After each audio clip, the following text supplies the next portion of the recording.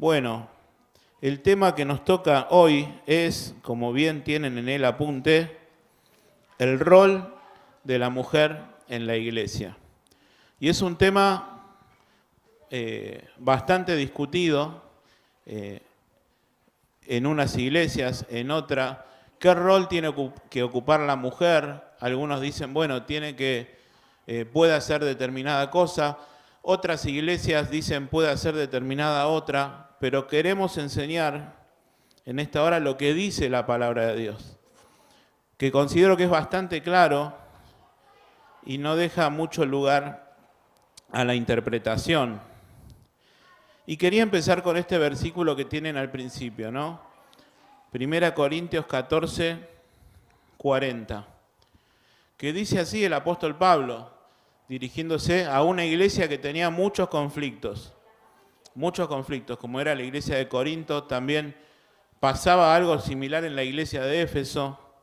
Y el apóstol Pablo les dice, pero hágase todo decentemente y con orden.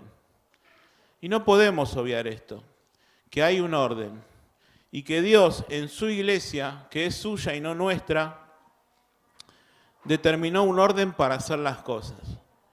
En la creación, en la naturaleza, hay un orden establecido que se respeta. Vas a un trabajo, mismo a tu trabajo, y hay un orden que vos tenés que cumplir y adaptarte. En una familia tiene que haber orden. Bueno, cuanto más en la iglesia, que es del Señor, tiene que haber el orden. ¿Y cuál es ese orden? El establecido por Dios. No es el establecido por las personas, no es en base a los pareceres, qué nos parece correcto, qué nos parece incorrecto, sino lo que Dios estableció en su palabra para la iglesia. En todos los aspectos, no solamente en el rol de la mujer en la iglesia, sino lo que Dios pensó para la iglesia, porque la iglesia es suya, la iglesia es de Jesús. Entonces vamos a tocar determinados pasajes. Hay puntualmente 3 pasajes que la Biblia toca el tema del rol de la mujer en cuanto a la vida de iglesia, que es 1 Corintios 11, 1 Corintios 14, los primeros versículos, y está en 1 Timoteo 2. Vamos a tocar los 3, y primero quiero que vayamos por orden de aparición en primer lugar, y hablar de este orden, ¿sí? Hay un orden de Dios en la Trinidad y en la creación. Y dice así la palabra de Dios, pero quiero que sepáis, habla Pablo a los Corintios, que Cristo es la cabeza de todo varón, y el varón es la cabeza de la mujer, y Dios la cabeza de Cristo. Vamos a leerlo de nuevo. Pero quiero que sepáis que Cristo, el Señor Jesucristo, es la cabeza de todo varón, y el varón es la cabeza de la mujer, y Dios la cabeza de Cristo. Como ya dijimos, este orden, esta subordinación, aparece no solo en la creación, que la naturaleza obedece ciertas normas que no se rompen, también incluso aparece en la Trinidad, en la figura del Padre, del Hijo y del Espíritu Santo. Y empieza diciendo el apóstol, ¿no? Cristo es la cabeza de todo varón. Pero asimismo dice, el varón es cabeza de la mujer y Dios la cabeza de Cristo. Y anoto yo, si Cristo no se hubiera sometido a la voluntad de Dios, la redención de la humanidad no habría sido posible. Nosotros estaríamos condenados y perdidos para siempre. Si los seres humanos individuales no se someten a Cristo como Señor y Salvador, están todavía perdidos y condenados por rechazar la provisión de la gracia de Dios. Hasta el mismo Señor Jesucristo, siendo Dios, como dice Filipenses capítulo 2, no estimó el ser igual a Dios sino que se despojó a sí mismo. Y dice que se sometió voluntariamente, como vamos a ver en la clase, a la voluntad del Padre. Se sometió a la voluntad de Dios, se metió debajo, se dejó guiar por la autoridad de Dios el Padre. Y ese principio rige también para las personas, diciendo que el varón también es cabeza de la mujer. Vamos a ir estudiando todas estas cosas. Primero dice que Cristo es la cabeza de todo varón. Pero la Biblia también afirma que el Señor Jesucristo es la cabeza de la iglesia. Alguno que quiera leer estos pasajes, que no los puse, Efesios 1, 22 y 23, Efesios 4, 15, esos dos, así no perdemos mucho tiempo.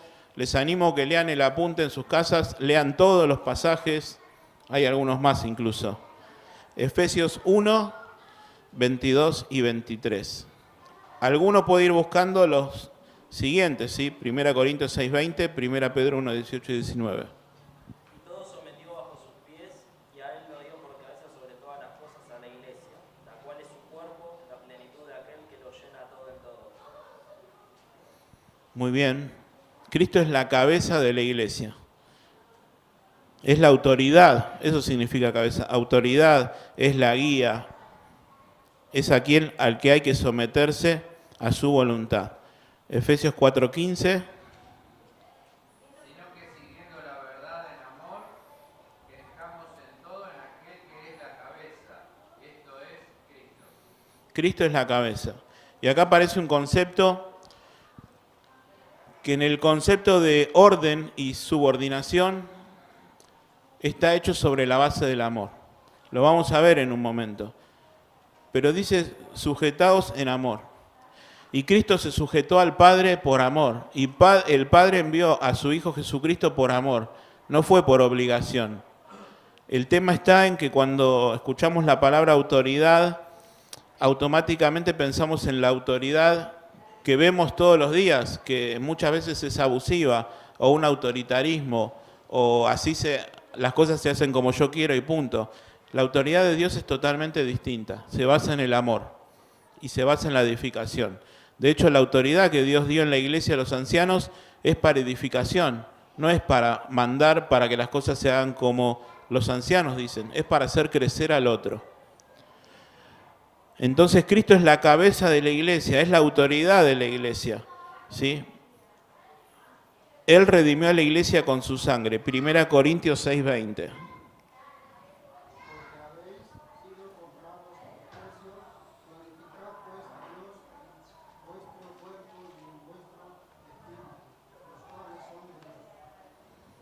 Fuimos comprados por precio. ¿Cuál fue ese precio? La sangre de Cristo. ¿Quién nos compró? ¿Quién nos redimió? ¿Quién pagó el precio? El Señor Jesucristo, el dueño de la iglesia. 1 Pedro 1, 18 y 19. Sabiendo que fuisteis rescatados de vuestra vana manera de vivir, la cual recibisteis de vuestros padres, no con cosas corruptibles como oro o plata, sino con la sangre preciosa de Cristo, como de un cordero sin mancha y sin contaminación. Bueno, fuimos rescatados, como decíamos, de nuestra vana manera de vivir, no con cosas corruptibles como oro o plata, sino con la sangre del Señor Jesucristo. Y si bien vemos, como decíamos, ¿no?, que todas las cosas le fueron sujetas al Señor, no vemos que todas las personas estén sujetas. De hecho, el Señor Jesucristo dijo, en toda autoridad me es dada en el cielo y en la tierra, pero no vemos que las personas se le sujeten a Él. Y como bien tocamos el tema del pasaje de Filipenses 2, determinado día, que solo el Padre sabe, dice que ante Él, ante el Señor Jesucristo, se doblará toda rodilla, porque es la cabeza de todo varón, no solo de la iglesia. Y toda lengua va a confesar que Jesucristo es el Señor, para gloria de Dios Padre. Y quizás Dios, en su bondad, en su misericordia, en su paciencia, permite momentáneamente que si bien todo sujetó bajo el Hijo, permite que las personas no se sujeten a Él. Permite que pequen contra Él. Pero va a haber un día en que esas personas que lo rechazan también se van a doblegar ante el Señor Jesucristo. Y van a reconocer que han rechazado la salvación que el Señor les dio.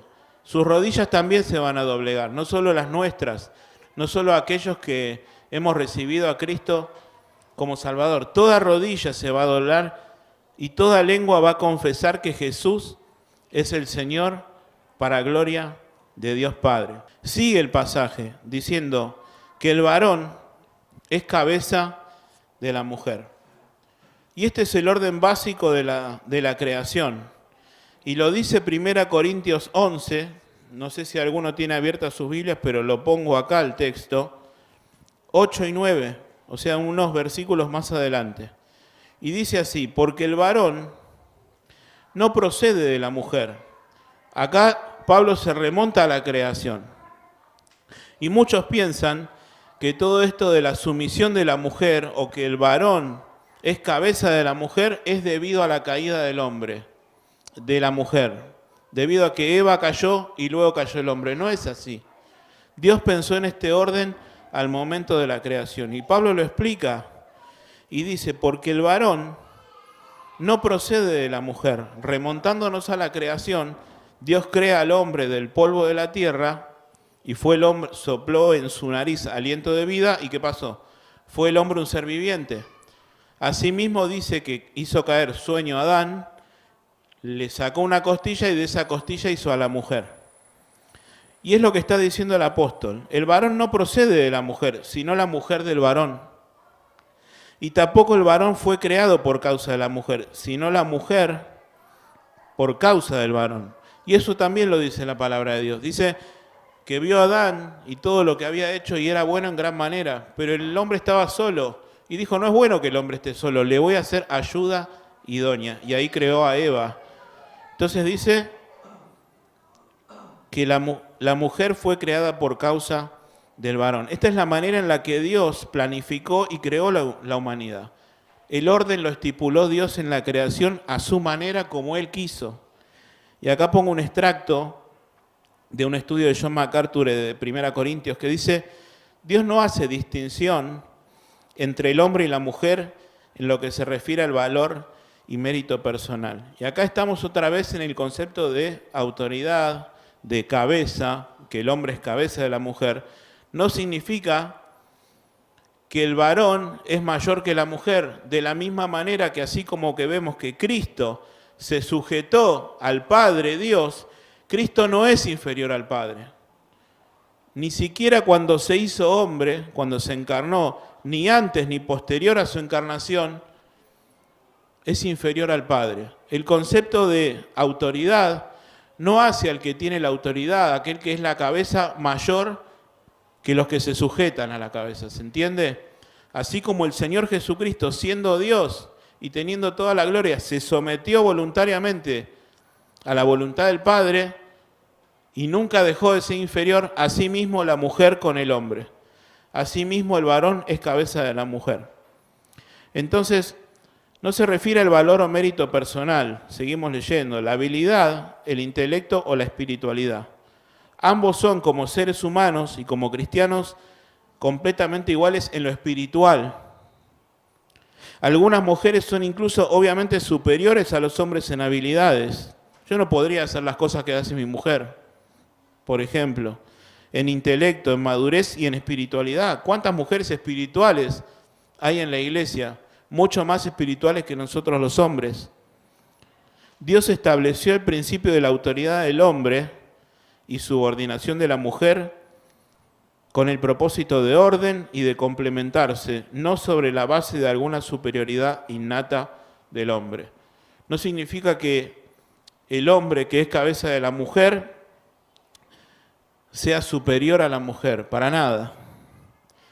Incluso, como bien tienen ahí en el apunte, nosotros somos maestros en la congregación. Yo y muchos de mis compañeros tenemos ancianos en las congregaciones. Se supone que los ancianos en nuestra iglesia y en todas las iglesias alcancen un nivel espiritual elevado, ejemplar. Y 1 Timoteo dice que tenemos que ser ejemplo en todo y da una serie de requisitos. Pero puede ser que hermanos en la congregación que no tengan una función de enseñanza o pastoral sepan más de la Biblia porque estudian en sus casas. no habla de superioridad, sino de cómo Dios pensó el orden. Por ejemplo, en un trabajo, pensaba en esto cuando consideraba estas cosas. Tenés a un jefe y puede ser que los empleados, porque pasa, sean mucho más hábiles que el jefe. Bueno, se trata de un tema de orden y de autoridad.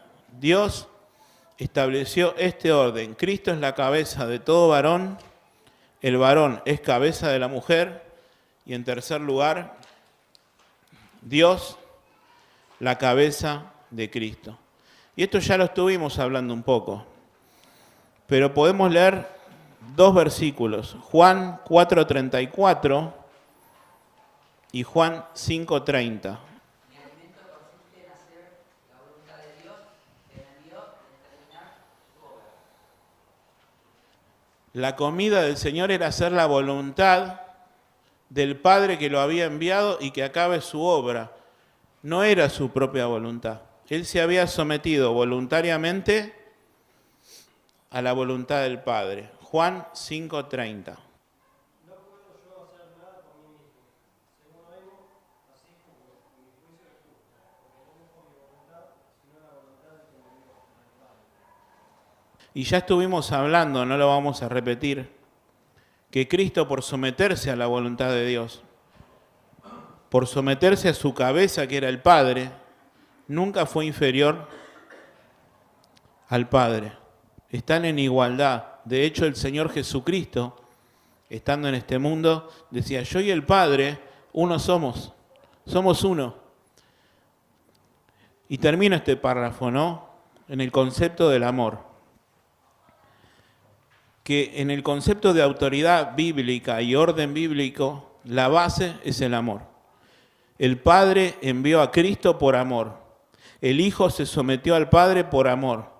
Cristo ama a la iglesia y dice que se entregó a sí mismo por ella. Jesús gobierna la iglesia con amor.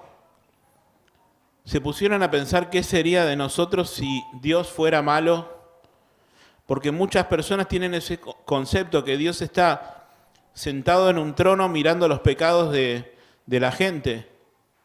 Pero si mirara los pecados, dice, ¿quién podría mantenerse? Pero en el Señor hay perdón para que Él sea reverenciado.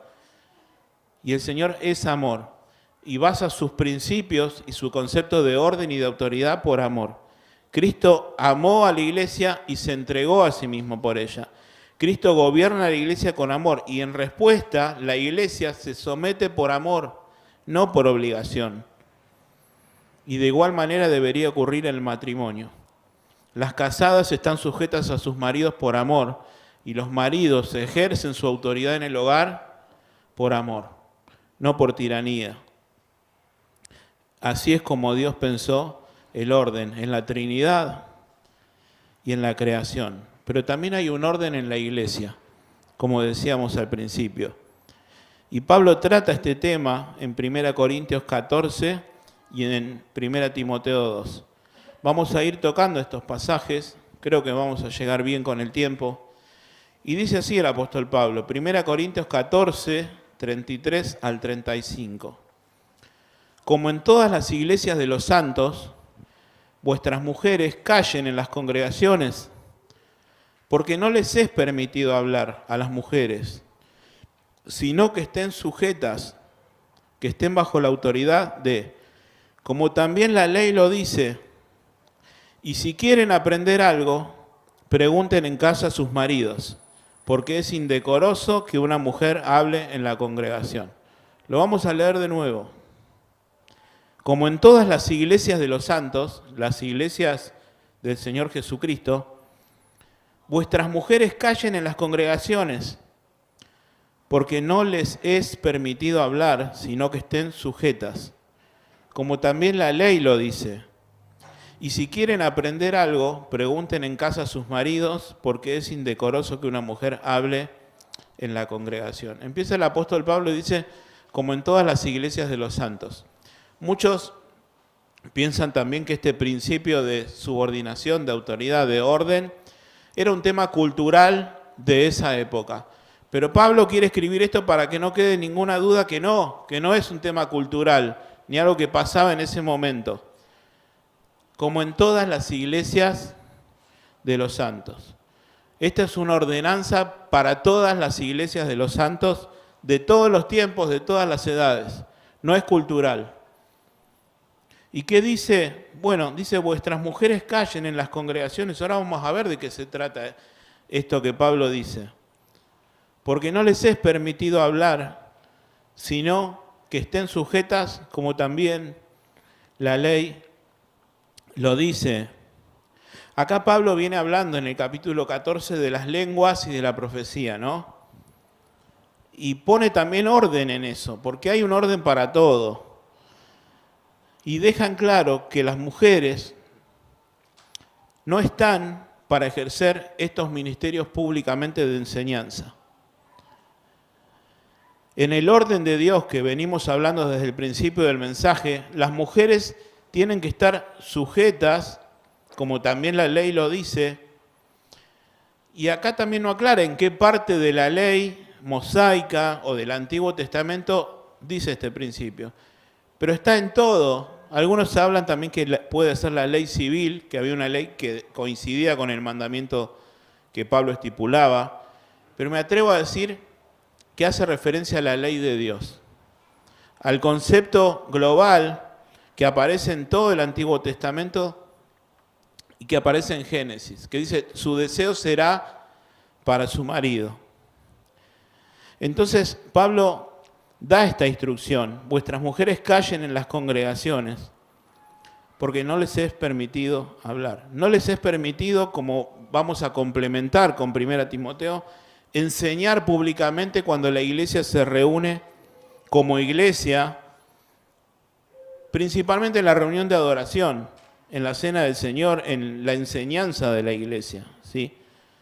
La mujer no tiene esta función de la enseñanza pública en la iglesia. Y yo anoto acá, cuando las mujeres usurpan la función ordenada por Dios para el hombre, suelen caer inevitablemente en otras prácticas y errores contrarios a la Escritura. Las mujeres pueden ser maestras y líderes muy calificadas y lo son, pero esos dones no deben ejercerlos sobre los hombres en las actividades de la iglesia. Mi esposa me ha enseñado muchísimo a mí, pero Dios veló, guardó esa función de enseñanza pública en la iglesia para los hombres. Dios ha establecido un orden, todo tiene que ver con el orden que hablamos desde el principio.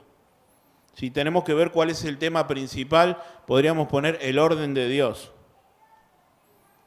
Dios ha establecido un orden en la creación que refleja su propia naturaleza, que Cristo se sujetó al Padre, que las casadas se sujetan a sus maridos, y en la iglesia hay un orden también. Cuando ese orden es alterado, es ignorado o rechazado, la iglesia no funciona y Dios no es honrado. Y dice, si quieren aprender algo, el apóstol Pablo, pregunten en casa a sus maridos, porque les es indecoroso que una mujer hable en la congregación. John MacArthur usa un término bastante fuerte para las reuniones en Corintio. ¿Cómo eran las reuniones en Corintio? Dice que eran un jolgorio prácticamente. Se reunían, y Pablo lo dice, ustedes se reúnen para lo peor, no para lo mejor, porque había muchos problemas. Y lo que Pablo quiere hacer es tratar todos estos problemas desde el principio de la carta.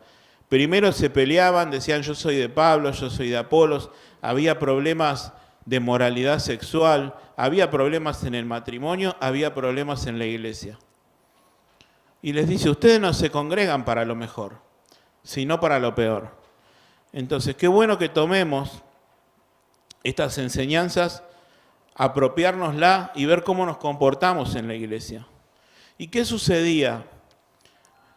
Por lo que vemos en el contexto, en el significado de las palabras, en el momento de la enseñanza bíblica, muy parecido quizás para que lo entiendan al contexto que ocurre, ahora estamos enseñando la Biblia, y después hay un momento de preguntas. Bueno, en su momento también lo había, al parecer, y las mujeres preguntaban, pero no preguntaron porque todas las mujeres, tanto los hombres también, podemos tener una duda y sacárnosla. Preguntaban enseñando, preguntaban dando su opinión a la enseñanza bíblica. Pablo dice no.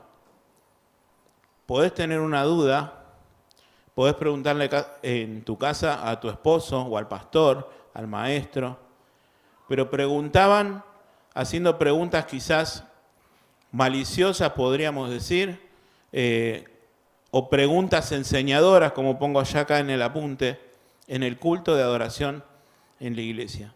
Y Pablo dice que no deben hacer tal cosa, sino que tienen que estar sujetas y además pregunten en casa a sus maridos. Y acá hay una responsabilidad también para nosotros los esposos, porque Pablo dice a las mujeres, pregunten a sus maridos, aprendan de la Biblia. Antes la mujer no podía aprender, ni siquiera participaba de la enseñanza en las sinagogas. En el periodo intertestamentario entre Malaquías y Mateo, que hay un periodo, no sé si de 400 años, se tergiversó todo el rol de la mujer. ¿Qué sucedía? Eran tratadas prácticamente como esclavos, como una cosa, no se les enseñaba, aprendían solamente los varones. Y Jesús vino y reivindicó a la mujer. Y vemos al Señor enseñándole María, la hermana de Lázaro, a los pies de Jesús, escuchando sus enseñanzas. Eso no ocurría antes. Directamente la mujer no podía aprender. Y acá el mandamiento del apóstol es que aprendan. Lo vuelve a decir en Timoteo, que la mujer aprenda. Bueno, eso antes no ocurría y el Señor ahora enseña a la mujer. Tantas mujeres participaron del ministerio público de Jesús aprendiendo y sirviéndole. No es que la mujer no pueda hacer nada. Lo vamos a ver al final. Entonces, ¿qué responsabilidad para nosotros, los maridos, los hombres en la congregación, de aprender la palabra de Dios para ser guía a nuestras esposas, a nuestras familias? Y yo como hombre, como esposo, como maestro, te digo a vos también, ¿aprendés la palabra de Dios? ¿Sos un hombre espiritual que busca? No está mal que la mujer sepa más que el marido, pero vos tenés inquietud de aprender la palabra de Dios para guiar a tu esposa, para guiar a tus hijos.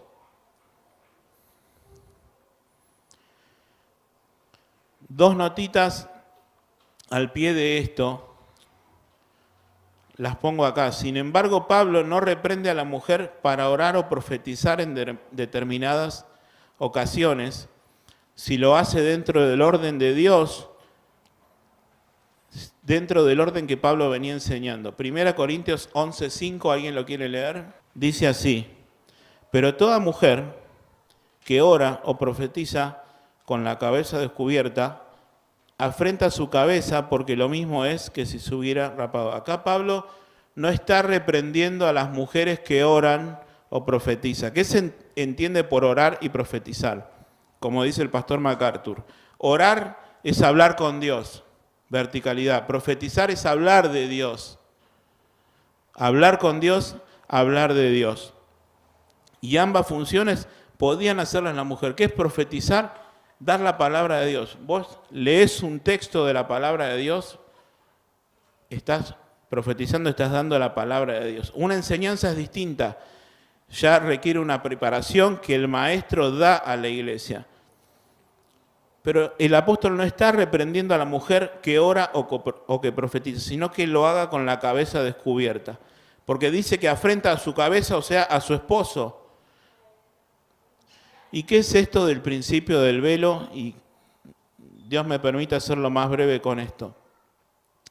En 1 Corintios 11, del 1 al 16, Pablo habla de este orden como venimos diciendo. Que Cristo es la cabeza de todo varón, que el varón es cabeza de la mujer, y Dios la cabeza de Cristo. Y dice el versículo 4, todo varón que ora o profetiza con la cabeza cubierta, afrenta su cabeza. Pero toda mujer que ora o profetiza con la cabeza descubierta, afrenta su cabeza. Acá hay un principio bíblico de autoridad y una práctica de cómo se lleva a la práctica. ¿Cómo se llevaba a la práctica esta instrucción que la mujer debía estar sujeta a su cabeza, que era el hombre? En la época de Corinto era cubriéndose la cabeza. Vos veías a una mujer cubierta y al verlo demostraba a esa mujer que estaba sujeta a su esposo. Ahora no sucede en la actualidad, pero el principio bíblico sigue vigente. ¿Qué quiero decir con esto? Vos ves a una mujer y lo hacen con temor del Señor cubriéndose su cabeza, y está en la palabra de Dios. En la cultura de hoy, ves a una mujer con la cabeza cubierta y no te demuestra que está sujeta a su esposo. Antes significaba eso, quizás ahora no. El principio bíblico sigue, la práctica no. Entonces, la mujer tiene que estar sujeta a su esposo. El principio bíblico es inquebrantable. ¿Cómo demuestra ahora la mujer que está sujeta a su esposo? Bueno, habría que determinarlo. Antes, ¿cómo era? Cubriéndose la cabeza. ¿Querés cubrirte la cabeza como sujeción a tu esposo y respetando? Está genial. Era una manera de demostrar en ese tiempo, cubriéndose la cabeza, que estaba sujeta a tu esposo y al orden de Dios. Y no quiero irme de tema. Primera Timoteo 2:11. Saltamos al pasaje de Timoteo, que es el último que vamos a tocar. La mujer aprenda en silencio con toda sujeción, porque no permito a la mujer enseñar ni ejercer dominio sobre el hombre, sino estar en silencio. Porque Adán fue formado primero, después Eva. Y Adán no fue engañado, sino que la mujer, siendo engañada, incurrió en transgresión. Pero se salvará engendrando hijos si permaneciera en fe, amor y santificación con modestia. Acá Pablo a Timoteo da la misma instrucción que en Corintios. Dice, la mujer aprenda en silencio con toda sujeción. Y fíjense que el concepto de sujeción también aparece en 1 Corintios, que la mujer debe sujetarse. Acá pongo someter, meterse debajo, sujetarse a la autoridad del hombre. Y el mandato de Dios para la mujer, de acuerdo al orden de Dios, es aprender. Como dijimos, antes la mujer no tenía la posibilidad de aprender, ahora sí. ¿Por qué? Porque Dios considera que el hombre y la mujer son iguales espiritualmente, pero les dio funciones distintas. Como pongo acá en el apunte, y ya lo dijimos, en la antigüedad, más propiamente como costumbre del pueblo judío, en el periodo intertestamentario, cuando todavía no había venido el Señor, no se le permitía a la mujer aprender. De hecho, los rabinos decían, cuanto menos hables con tu mujer, es mejor. Hay frases diciendo eso que era terrible. Se tergiversó el mandato bíblico y vemos hermosas enseñanzas, que lo vamos a ver al final, de Dios tratando con la mujer de una manera preciosa. La mujer aprenda en silencio con toda sujeción. Este concepto de en silencio también se ha tergiversado. Algunos enseñadores, corrompiendo el mandamiento bíblico, dice bueno, que el silencio se refiere a que la mujer puede enseñar, pero con un espíritu humilde, apacible, tranquilo. Y por el contrario, otros dicen que la mujer está en silencio. No podés ni siquiera saludar al que está al lado, no. Desde que entras a la iglesia no puedes decir nada. La Biblia no dice ni una cosa ni la otra. ¿Qué significa? Las mujeres deben guardar silencio en el sentido de no enseñar y deben demostrar sujeción al no usurpar la autoridad. Porque no permito. Vamos a leer palabra por palabra y considerar esto rápidamente.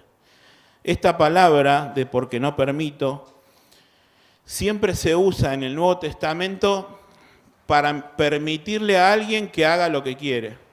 Y al parecer Pablo, usando esta palabra y diciendo porque no permito, da luz a que quizás las mujeres querían tener este lugar de autoridad, de enseñanza y de autoridad. Enseñanza y autoridad en la iglesia. Y Pablo dice no.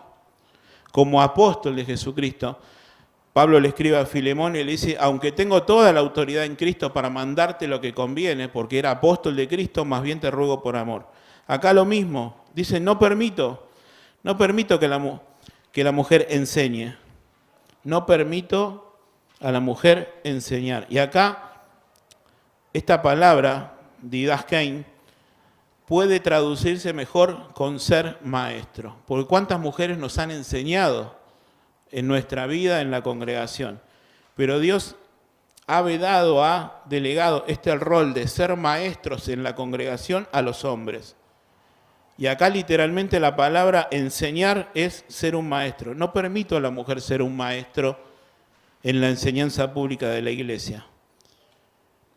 Y aclaro, Pablo no prohíbe que las mujeres enseñen bajo ninguna circunstancia, sino que les prohíbe ocupar el cargo de maestro y anciano que Dios reservó para los hombres de acuerdo del orden de Dios, de acuerdo a lo que venimos diciendo desde el principio. Y dice, ni ejercer dominio sobre el hombre, sino estar en silencio. Vuelve a repetir la palabra silencio de la misma manera y con el mismo significado. Esta palabra ejercer autoridad también se ha tergiversado. Algunos que avalan el rol de la mujer como pastora y como maestra, dicen, bueno, en realidad Pablo acá quiere decir, no permito a la mujer que sea abusiva en su autoridad. A ver cómo lo digo. Autoridad abusiva. Pero Pablo no está diciendo eso. Esa palabra significa tener autoridad sobre otro. No permito a la mujer tener autoridad sobre el hombre, sino estar en silencio, estar sujeta. Hay mujeres que están dotadas como maestras y líderes, pero esos dones no deben ser ejercidos sobre los hombres en los cultos de la iglesia. Eso es verdad, no porque las mujeres sean espiritualmente inferiores a los hombres, ya lo explicamos y lo dijimos muchas veces, sino porque la ley de Dios así lo manda. Como ya dijimos, Dios ha establecido orden en su creación, un orden que refleja su propia naturaleza y por lo tanto debe reflejarse en la iglesia. Quien ignore o rechace el orden de Dios debilita a la iglesia y desagrada al Señor. Tal como el Espíritu de Dios no puede tener el control donde hay confusión y caos en la iglesia, tampoco puede Él tener el control cuando las mujeres usurpan el papel que ha dado a los hombres. Versículo 13, y vamos avanzando. Porque Adán fue formado primero, después Eva. Acá yo doy un pasaje que es el de Gálatas 3:28, que muchos que apoyan el movimiento de la mujer de que sea pastora y líder en la iglesia, se apoyan en este versículo donde Pablo dice, ya no hay judío ni griego, ni esclavo ni libre, no hay varón ni mujer, como que ya no hay, Dios no hace distinción, eso era antes, pero ahora dice que no hay varón ni mujer, porque todos vosotros sois uno en Cristo Jesús. Y dicen, bueno, la caída fue por Eva, pero cuando vino Cristo reivindicó todo y ahora somos uno y no hay distinción de sexos. La palabra de Dios nos enseña eso. Pablo no quiere dejar lugar a dudas que Dios pensó en este orden antes de la caída y por eso dice, porque Adán fue formado primero y después Eva. ¿Por qué ocurre eso? Por el orden, otra vez volvemos al principio, por el orden de la Trinidad, por el orden de la creación y estipula ese orden en la iglesia. Eva fue creada después de Adán para que fuera su ayuda. Fue diseñada para que siguiera su dirección, viviera de sus provisiones, de su guía y ella se someta a su esposo como autoridad, pero una autoridad para edificación, para guía, para protección, para ayuda. Y sigue diciendo, y da dos cosas. Primero, porque Adán fue formado primero, después Eva, y ahora dice, y Adán no fue engañado, sino que la mujer, siendo engañada, incurrió en transgresión. Este versículo hay que leerlo en conjunto con el anterior. Y es una demostración de que el correcto orden de Dios funciona y que cualquier desvío, cualquier alteración al orden que Dios estipuló, se sale todo de control. Acá cuando el apóstol Pablo dice cuando la mujer siendo engañada, esa palabra significa siendo totalmente engañada. Totalmente engañada. Eva cae, la serpiente la engaña y ella cae, y en vez de someterse a su esposo, de preguntarle a su esposo, mira, me está diciendo esto, decide tomar el rol de líder y cae. Se altera el orden y se produce el caos de la humanidad. John MacArthur dice, la caída no solamente fue el resultado directo de la desobediencia del mandato de Dios, sino también de la violación de la función de los sexos divinamente establecida. Eva actuó independientemente y asumió el papel de liderazgo. Tomó la decisión sola. Adán abdicó su liderazgo y siguió la dirección de Eva. Todo lo contrario a lo que tenía que ocurrir. Eso no significa que Adán fue menos culpable que Eva o que era más deficiente. Ambos estaban equivocados. Todos somos vulnerables de maneras diferentes. Y cuando el orden de Dios se sale de control, se produce ese caos, ese desorden. En resumen, el liderazgo de Dios no fue producto de la caída, fue pensado en el diseño de Dios en la creación y confirmado en la caída, que al no haber hecho las cosas de la manera de Dios ocurrió lo que ocurrió.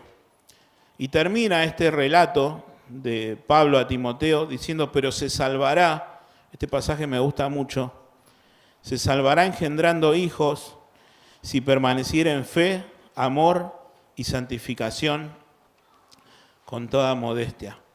El apóstol Pablo, y muchos también han prestado a la confusión en este pasaje, no está diciendo que la mujer se salvará del pecado engendrando hijos. No está diciendo que se va a salvar de la condenación del infierno al tener hijos. Hay que leer este pasaje en el contexto. Viene hablando de Eva y de su caída, y es como que nos dijera, bueno, por Eva vino la caída, hizo caer a su esposo y hacía toda la humanidad. Por Eva vino el pecado y la muerte, pero ahora la mujer es coheredera de la gracia de la vida, como decía Pedro, y a través de ella viene la vida. A través de la primera mujer vino la caída del pecado, la muerte. A través de la mujer ahora viene la vida. El punto de Pablo es que aunque la mujer condujo al género humano al pecado, las mujeres tienen el privilegio de llevar al género humano del pecado a la piedad. Y también dice esto la Biblia. Dice, pero se salvará engendrando hijos si permaneciera en fe, amor y santificación con toda modestia. Y yo pensaba en esto, a través de Eva cayó en pecado, como lo dice Pablo en Timoteo, lo leímos. La mujer trae hijos al mundo y puede criarlos en piedad, si permanece en fe, amor y santificación, creando hijos piadosos. Creando hijos, y cuán importante es la instrucción de su madre. Siempre pienso en el Proverbio 31 que tanto se usa para la mujer. Comienza diciendo, ¿alguna se acuerda cómo empieza? Las palabras, no se acuerda ninguno. Las palabras con las que le enseñó su madre. Y el que escribe ese proverbio fue enseñado por su madre. Y cuán importante es la instrucción de la madre, que sin duda pasan más tiempo con su madre que con los padres en situaciones normales. Y qué privilegio tiene la madre si permanece en fe, amor y santificación con toda modestia, de traer hijos al mundo y criarlos para la gloria de Dios. Enseñanzas que da la madre que no se olvidan nunca en su vida. Y eso es lo que significa este pasaje. No significa que se va a salvar del pecado engendrando hijos, sino que así como la mujer, siendo engañada, incurrió en transgresión y por ella vino el pecado y la muerte, la mujer es coheredera de la gracia de la vida, trae hijos al mundo y puede criarlos para la gloria de Dios. Terminamos rápidamente mencionando algunas cosas, esta sección. Mujeres en la Biblia. 1 Corintios 11, 11 y 12 dice, pero en el Señor, teniendo en cuenta todo lo que dijimos, que ni el varón es más que la mujer, ni la mujer es más que el varón, para el Señor son iguales, pero hay distintas funciones de acuerdo al orden de Dios, de acuerdo al orden de la creación y de acuerdo al orden que estipuló en la iglesia. Vimos todo eso resumido en 10 palabras. Pero en el Señor, ni el varón es sin la mujer, ni la mujer es sin el varón. Así lo pensó Dios. Porque así como la mujer procede del varón, también el varón nace de la mujer, lo que dijimos hace un momento.